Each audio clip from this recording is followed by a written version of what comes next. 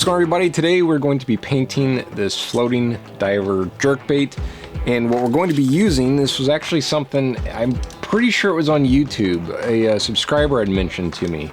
It's nail art dotting tool, so the whole point of it is to put dots on fingernails. Now, I'd looked all over the place for the message or the comment and I couldn't find it to give this guy credit, so I apologize if it was you. Let me know, I owe you one. I was playing with these the other day and super helpful as far as making dots on baits or little extra details. So they got different size little nubs on the end of them, so you can do different size dots. Now, I did find some of these on Amazon. The ones that I'm using today, my wife actually picked up for me at the nail beauty salon place. So what we'll be doing today is painting this bait in a couple of base colors that look nice and then doing some dot art on top of them, basically just covering the whole bait in dots to see how it looks. Now, I was going to use this massive bait. Looks quite a bit bigger than the one we're using today, so if you guys like this video and want me to do more of like a stippling design where we actually like do shading or stripes or something like that, let me know. But I guess first off, see how this one turns out. The two colors I'm going to be putting on this bait, I want them to be very vibrant, so we're going to be starting off with a base coat of opaque white.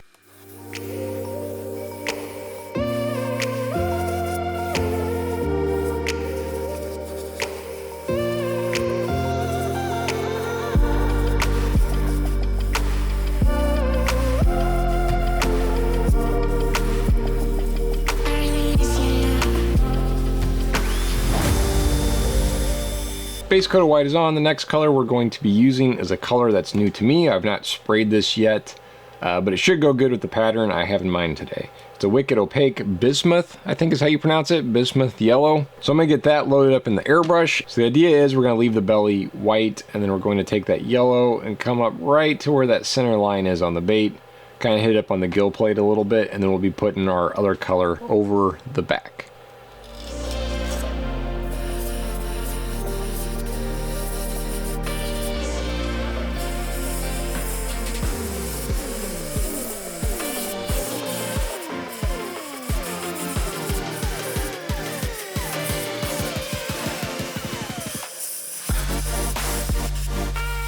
Next up is going to be this Iridescent Turquoise. This color has been one of my most favorite colors lately. It's very vibrant and sparkles like crazy. So if you don't have this one, you need to add it to your arsenal. Whatever is still white, we'll be spraying in the Iridescent Turquoise, and we'll probably be blending it together a little bit up here on the nose and gill plate. It'll give us more of a green where the yellow and the turquoise overlap.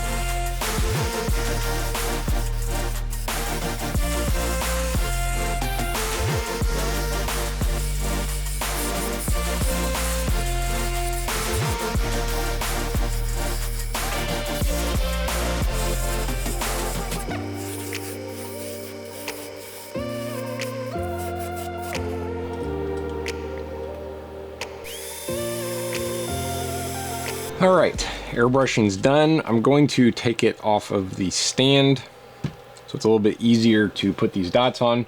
And I'm wearing a glove on one hand so I can touch the bait. The oils from your fingers can mess up your clear coat or cause problems with the paint. So that's the reason for the glove.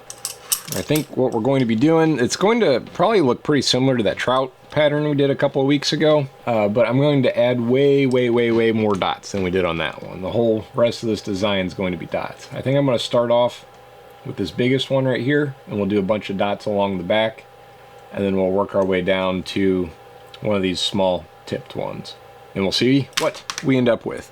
For the paint, I'm just going to be using an opaque black, but I did want to show, let me zoom in real quick here before I get too carried away. Just dipping it in there. Gives a little paint on the tip. Oh, gotta do it where you guys can see. Dude, all day, as long as you got enough paint on there. Boom, consistent. Anyways, maybe not.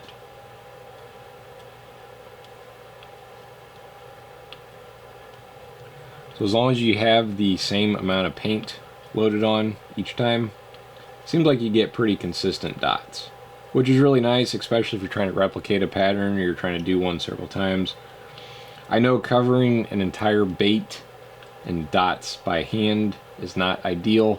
I'm sure there'll be some people in the comments telling me just to use a stencil, but the whole point is if you want to add a couple dots to your bait, this tool might be nice. So we're trying to see what we can do using only the tool. But I'm going to start with the big dots along the back, and then we will go from there.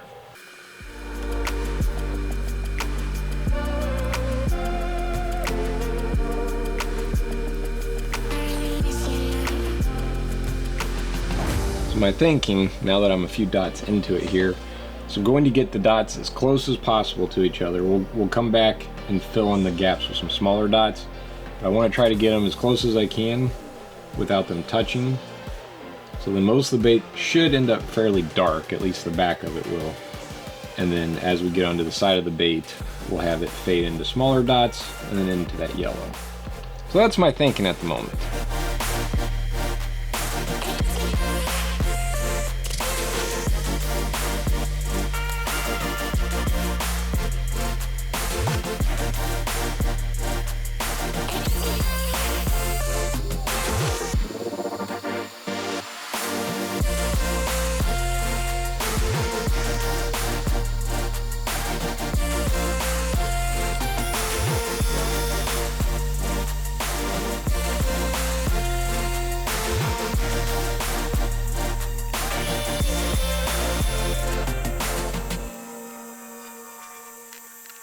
Alright, so I think we are good on big dots at the moment. I'm starting to get to where some of them are bumping into each other when I try to add more in.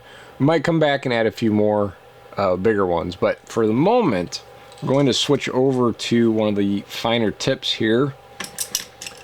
Just gotta pick out which one. I think we're just going to go with this guy right here. All of them have two ends to them, but I don't see a huge difference between that end and that end.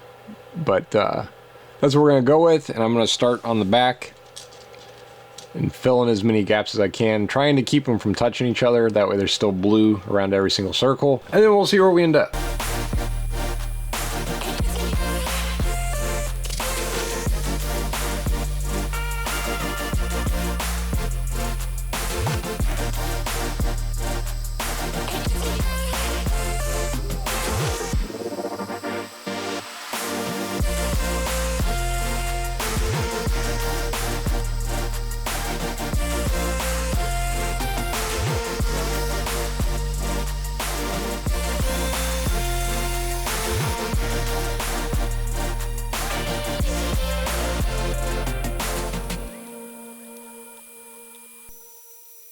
And finally, we're going to go with the smallest one that they have, which I believe is this guy right here. Oh, stay focused.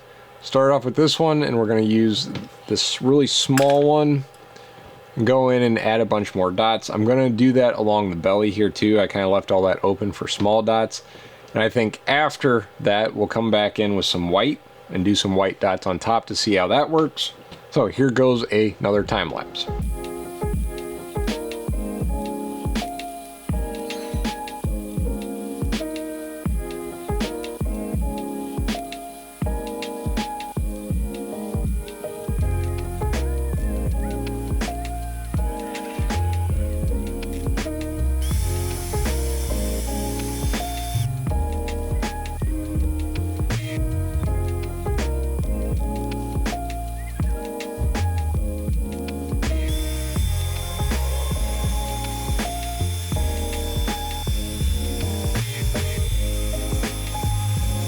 Alright, so here's where we are.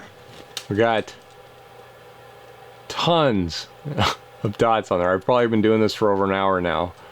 And I think I have a really good, terrible idea here. I think I'm going to probably add some more. There's some thin spots. Add some more black dots. And then I think I'm going to go back over a majority of the black dots with a white dot. I think that's going to look really good, hopefully. But it's literally going to take forever.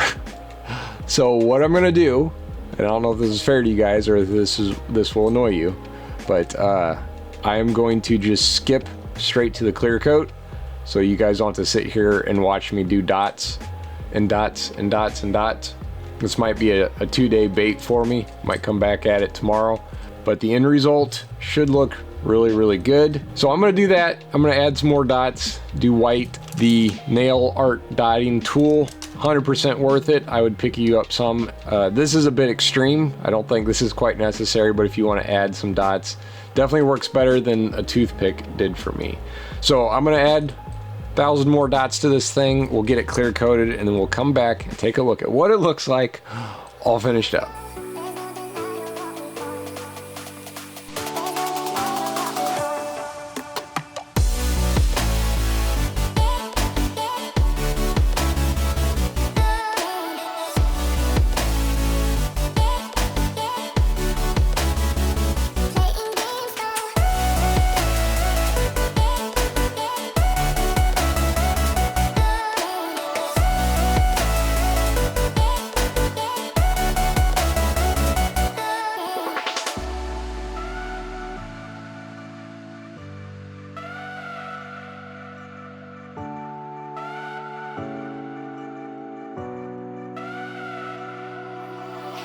There's no denying what we want. There's no denying what we want. Playing games, no. There's no denying what we want. There's no denying what we want. Playing games, no.